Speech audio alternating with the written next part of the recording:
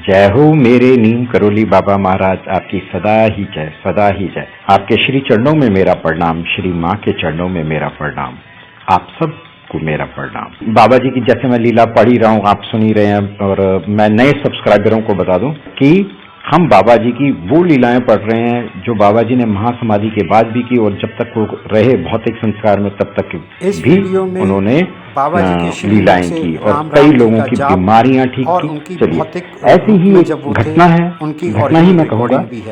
तो 1976 में आरती वैश्य बाबा जी के बहुत बड़े भक्त थे।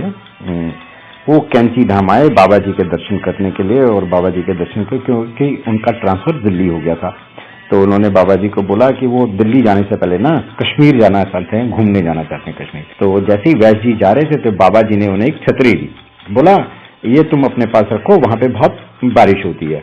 तो वैश्य जी थोड़े हिचकाया कि मैं क्या करूंगा छतरी का। उन्होंने बोला नहीं, मेरे घर पे छतरी है, ये छतरी यहीं पे रहने दो, आश्रम में ये लोगों के काम आएगी। पर बाबा जी ने नहीं सुनी। बाबा जी ने बोला नहीं, ये तुम्हें रखो, ये छतरी रखो। वो वैश्य जी वो छतरी लेके कश्मीर चले गए और अपने साथ ही रखी कश्मीर। और फिर जब वो वापस उनको दिल्ली जाना था तो वो फिर बाबा जी के दर्शन करने गए। तो जैसे ही बाबा जी ने उनको देखा तो बाबा जी ने बोला अच्छा तुम ये छतरी वापस करने आए हो, इसको अपने पास ही रखो, ये तुम्हें सुरक्षित रखेगी, ये तुम्हें बचा के रखेगी। तो वैश्य जी तो उस समय समझे नहीं कि बाबा जी क्या कहना चाहते हैं। खैर वो छतरी लेके दिल्ली चले गए। और 1978 में 5 साल के बाद जब बाबा की ने महासमाधि ले ली तो वैश्य जी का ट्रांसफर दोबारा लखनऊ हो गया। तो वो जो एक्स्ट्रा लगेज होता है, जो बाकी का सामान होता है, वो दिल्ली में ही छोड़ के लखनऊ चले गए।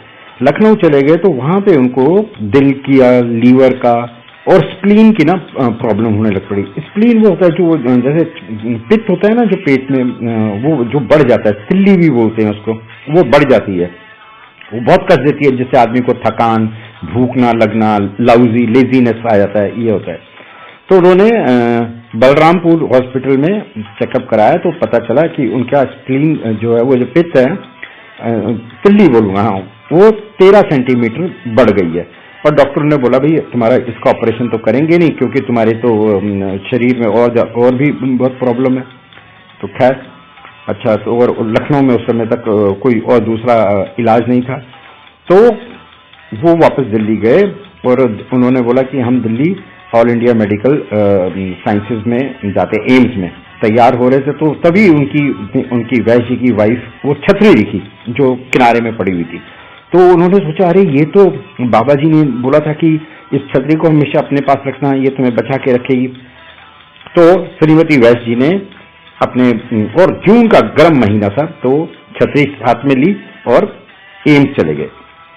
डॉक्टर ने उनका एग्जामिन किया, उनको देखा और उन्होंने बोला ये बात तो ठीक है भाई, तुम्हारा ये 13 सेंटीमीटर बढ़ा हुआ है और तुम्हारे हॉस्पिटल, तुम्हारा इसका ऑपरेशन तो नहीं हो सकता, पर तुम्हें हॉस्पिटल में 6 महीने रहना पड़ेगा, 6 महीने रहना पड़ेगा। और महीने में एक स्पेशल टेबलेट थी उस समय, वो तुम्हें दी जाएगी जिससे कि ये घट जाएगा, मतलब 2.5 सेंटीमीटर महीने का ये कम होता जाएगा।